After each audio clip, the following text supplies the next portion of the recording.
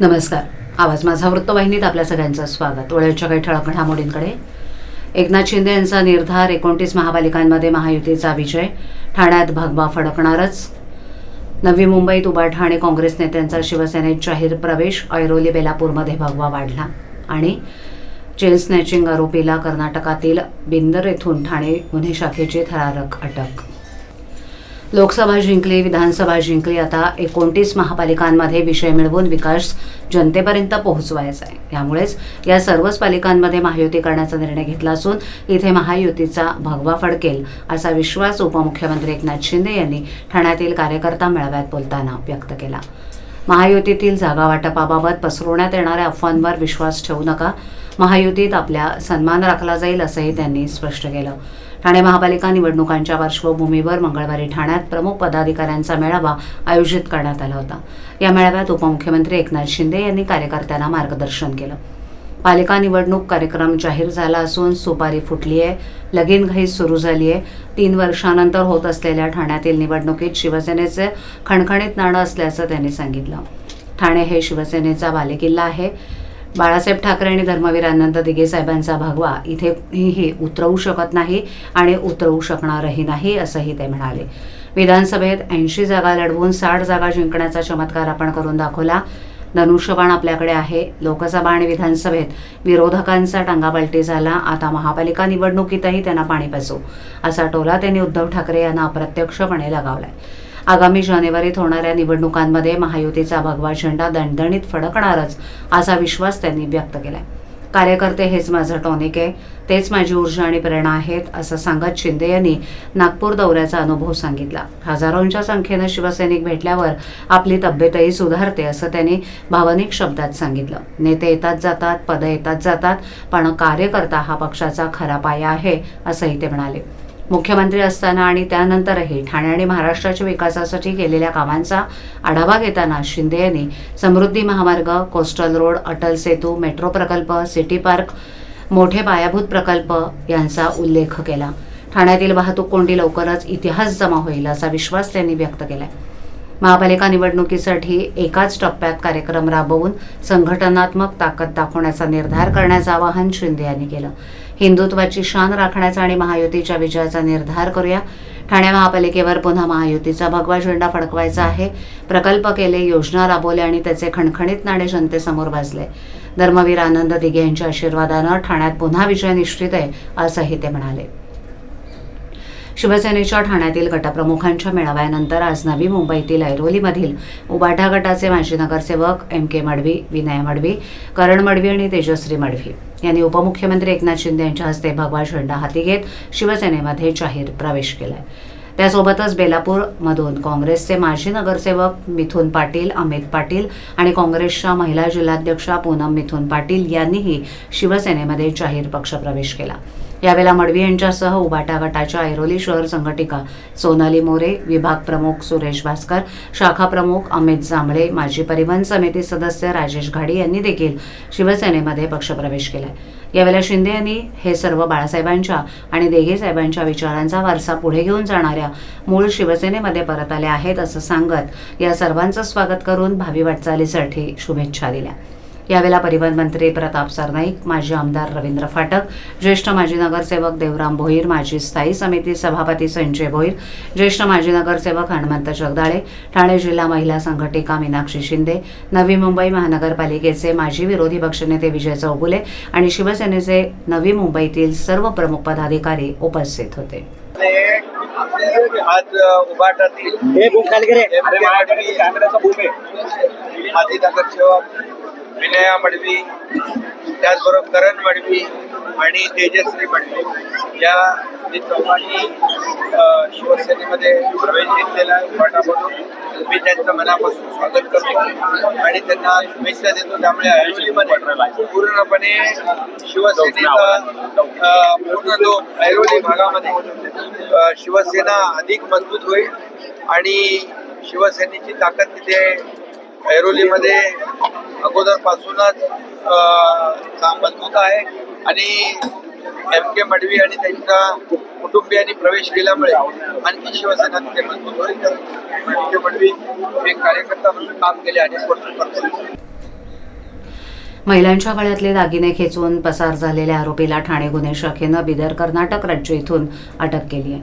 गुन्हे शाखेचे पोलीस उपायुक्त अमरसिंग जाधव, सहाय्यक पोलीस आयुक्त शेखर बागडे यांच्या मार्गदर्शनाखाली भिवंडीचे वरिष्ठ पोलीस निरीक्षक जनार्दन सोनावणे, सहाय्यक पोलीस निरीक्षक रवींद्र पाटील, श्रीराज माळी, मिथुन भोईर आणि त्यांच्या पथकानं चेन स्नॅचिंग करणाऱ्या आरोपींचा शोध घेत असताना सीसीटीव्ही तपासत गुप्त बातमीदाराचा माहितीद्वारे माहिती मिळाली.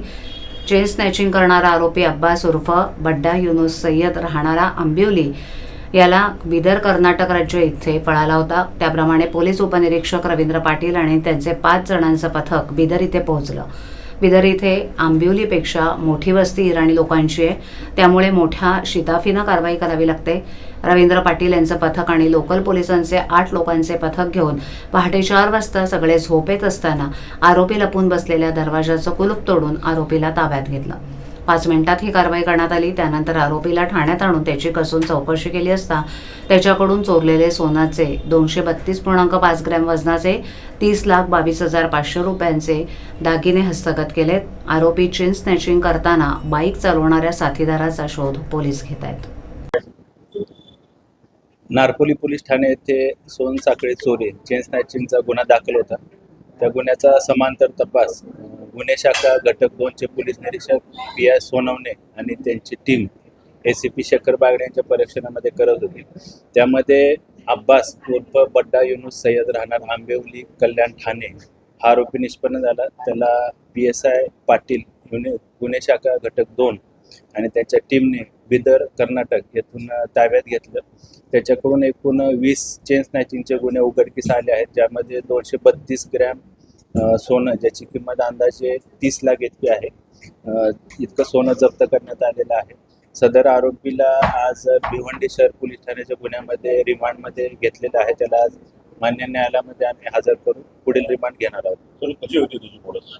हा आरोपी हा खडकपाडा पोलीस स्टेशन येथे दाखल होता मोक्याचा गुन्हा.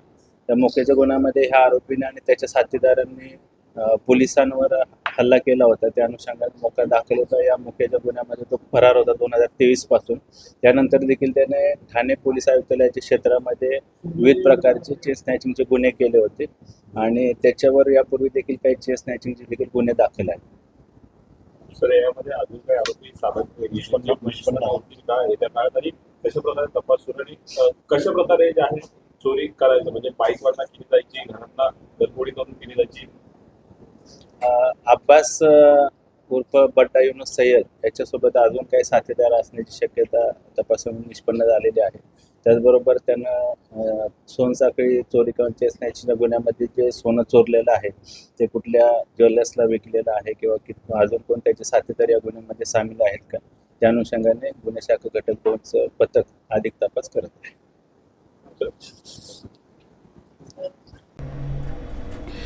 ठाणे महानगरपालिका हद्दीतील नागरिकांची सुरक्षितता, सार्वजनिक आरोग्य, प्राणी कल्याण या त्रिसूत्रीच्या अनुषंगानं भटक्या कुत्र्यांची संख्या नियंत्रणात आणण्यासाठी सर्वंकष आणि शास्त्रीय कृती आराखडा राबवण्याच्या सूचना आयुक्त सौरभ राव यांनी झालेल्या बैठकीत दिल्या. आयुक्तांच्या दालनामध्ये ही बैठक पार पडली. सर्वोच्च न्यायालयानं दिनांक 7 नोव्हेंबर रोजी दिलेल्या आदेशानुसार भटक्या कुत्र्यांसाठी 5 निर्देशित संस्थांमार्फत स्वतंत्र निवारे आणि केनल सुविधा उभारण्याचा निर्णय घेण्यात आला. शाळा, रुग्णालयं, क्रीडा संकुलं, बस डेपो आणि रेल्वे स्थानकं यांसारख्या संवेदनशील आणि संस्थात्मक परिसरातून पकडलेले कुत्रे त्या ठिकाणी पुन्हा सोडण्यात येणार नाहीत, तर त्यांना सुरक्षित निवाऱ्यांमध्ये ठेवण्याच्या सूचना आयुक्त राव यांनी बैठकीत दिल्या. ठाणे महानगरपालिकेतर्फे प्राणीशल्य नियंत्रण नियम 2023 नुसार पकड, नसबंदी, लसीकरण, पुनर्स्थापना इत्यादी कार्यक्रम अधिक प्रभावी आणि सातत्यपूर्ण पद्धतीनं राबवण्यात येणार आहेत. या अंतर्गत भटक्या कुत्र्यांची नसबंदी, लसीकरण करूनच त्यांचं व्यवस्थापन करण्यात येईल. आजारी, जखमी, रेबीजग्रस्त आणि संशयित रेबीज बाधित कुत्र्यांवर नियमानुसार स्वतंत्र कार्यवाही केली जाणार आहे. भटक्या कुत्र्यांची संख्या नियंत्रित करणं इत्यादी महत्त्वाचे असल्याचं, नसबंदी केंद्राची क्षमता वाढवण्यात येणार असल्याचं यावेळेला सांगण्यात आलं. ठाणे महानगरपालिका क्षेत्रातील भटक्या कुत्र्यांची अंदाजित संख्या शास्त्रीय पद्धतीने निश्चित करून त्यानुसार कॅनल आणि शेल्टर क्षमतेचं नियोजन करण्यात येणार आहे. यासाठी आवश्यक ते मनुष्यबळ, वाहनं, उपकरणं तसंच पशुवैद्यकीय सुविधा वाढवण्यात येतील. तसंच रेबीज प्रतिबंधक लस आणि इम्युनोग्लोबिलिनची उपलब्धता सर्व शासकीय आरोग्य संस्थांमध्ये सुनिश्चित करण्यात येणार असल्याचं उपायुक्त मनीष जोशी यांनी बैठकीत सांगितलं. रस्त्यांवरील खड्डे, उघडे मॅनहोल आणि रस्ते देखभालीतील त्रुटींमुळे मृत्यू किंवा अपघात झालेल्या नागरिकांना नुकसान भरपाई देण्यासाठी ठाणे महापालिका क्षेत्रात विशेष समिती स्थापन करण्यात आली आहे. मुंबई उच्च न्यायालयानं 13 ऑक्टोबर 2025 रोजी दिलेल्या निर्देशानुसार ही समिती गठीत करण्यात आली असून तिची पहिली बैठक मंगळवारी ठाणे महापालिकेत पार पडली. या समितीचे अध्यक्ष म्हणून ठाणे महापालिका आयुक्त सौरभ राव तर सदस्य म्हणून जिल्हा विधी सेवा प्राधिकरणाचे सचिव रविकांत बाजरकर यांची नियुक्ती करण्यात आली. आयुक्त राव यांच्या अध्यक्षतेखाली झालेल्या बैठकीला सार्वजनिक बांधकाम विभाग, MMRDA, ठाणे महापालिका, वाहतूक पोलीस, विविध पोलीस ठाण्यांचे अधिकारी तसंच कायदेविषयक सल्लागार उपस्थित होते. बैठकीत ठरवण्यात आलं की ठाणे शहरातील रस्त्यांवरील खड्डे, उघडे मॅनहोल आणि रस्त्यांच्या देखभालीतील त्रुटींमुळे एखाद्या नागरिकाचा मृत्यू झाला किंवा तो जखमी झाला तर संबंधित नागरिकांनी किंवा मृत व्यक्तीच्या नातेवाईकांनी या विशेष समितीकडे तक्रार नोंदवावी. अपघातानंतर 48 तासाच्या आत ही तक्रार नोंदवणं बंधनकारक असल्याचं यावेळेला स्पष्ट करण्यात आले. तक्रार प्राप्त झाल्यानंतर समिती संबंधित कागदपत्रांची तपासणी करेल तसंच पोलीस ठाण्यात नोंदवलेल्या तक्रारीची चौकशी करेल. अपघाताचं कारण रस्त्यावरील खड्डे, उघडे मॅनहोल किंवा देखभालीतील त्रुटी असल्याचं निष्पन्न झालं तर नियमानुसार ठाणे महापालिकेकडून संबंधित अपघातग्रस्त किंवा मृत नागरिकाच्या नातेवाईकांना नुकसान भरपाई दिली जाईल. अपघाताची पडताळणी करताना संबंधित रस्त्याचा मालकी हक्क, तो रस्ता महापालिकेकडे हस्तांतरित झालाय की नाही, तसंच अपघातस्थळी संबंधित पोलीस ठाण्यानं तयार केलेला पंचनामा या सर्व बाबींचा विचार केला जाणार आहे, असंही बैठकीत स्पष्ट करण्यात आलं. उच्च न्यायालयाच्या निर्देशानुसार ही समिती कार्यरत झाल्यानं रस्ते अपघातातील नागरिकांना न्याय मिळण्याच्या दिशेनं हे एक महत्त्वाचं पाऊल मानलं जात आहे.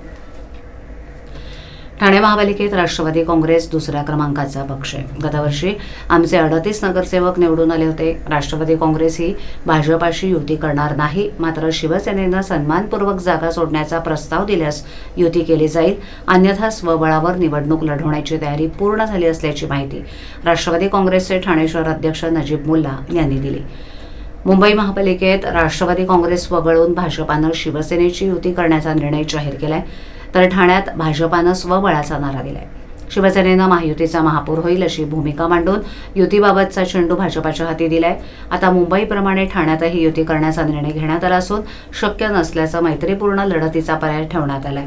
मात्र राष्ट्रवादी काँग्रेसला युतीमध्ये सामील करण्याची भूमिका शिवसेना आणि भाजपानं स्पष्ट केलेली नाही. त्यामुळे शहर अध्यक्ष नजीब मुल्ला पत्रकार परिषद घेऊन स्वबळाच्या नाऱ्याचा पुनरुच्चार त्यांनी केला. राष्ट्रवादी काँग्रेस ही भाजपासोबत युती करणार नाही. शिवसेनेकडून अद्याप युतीचा परतावा आलेला नाही. त्यामुळे आम्ही 131 जागांवर निवडणूक लढवण्याचा निर्धार करून नवीन चेहऱ्यांना संधी देणार आहोत. सुमारे 400 जणांनी पक्षाकडे उमेदवारी मागितलेली आहे. शिवसेनेकडून सन्मानपूर्वक युतीचा प्रस्ताव आला तरच आम्ही युती करणार आहोत, अन्यथा स्वतंत्रपणे निवडणूक लढवणार आहोत. याबाबत अद्याप पक्ष नेतृत्वाकडून काही आदेश आलेले नाहीत. मात्र स्थानिक पातळीवर आम्ही गेल्या 2 महिन्यांपासून स्वतंत्रपणे निवडणूक लढवण्याची तयारी सुरू केल्याचं मुल्ला यांनी. बघा, असं आहे की 2017च्या निवडणुकीत राष्ट्रवादी काँग्रेस पक्ष हे 2 नंबरचा पक्ष होता. तर त्या बाबतीत 2 नंबरचा पक्ष आम्ही होतो. तर त्या बाबतीत असं आहे की आज आमची स्वबळावर तर लढण्याचा आमची तयारी आहे. 400 पेक्षा जास्त आमच्याकडे उमेदवारी अर्ज आलेले आहेत आणि प्रत्येक प्रभागात आमच्याला पॅनल उभा करण्याची आमची पूर्व तयारी झालेली आहे. आतापर्यंत आम्हाला पक्षाने काही निर्देश दिलेले नाही आहेत, पण युतीमध्ये किंवा शिवसेनामार्फत चांगला प्रस्ताव मान सन्मानाने काय असेल तर त्याचा विचार करू. नाहीतर आम्ही आधीच स्वबळावरचा नारा 2 महिना आधीपासून आम्ही दिलेला आहे आणि त्याची तयारी आमची पूर्ण झालेली आहे.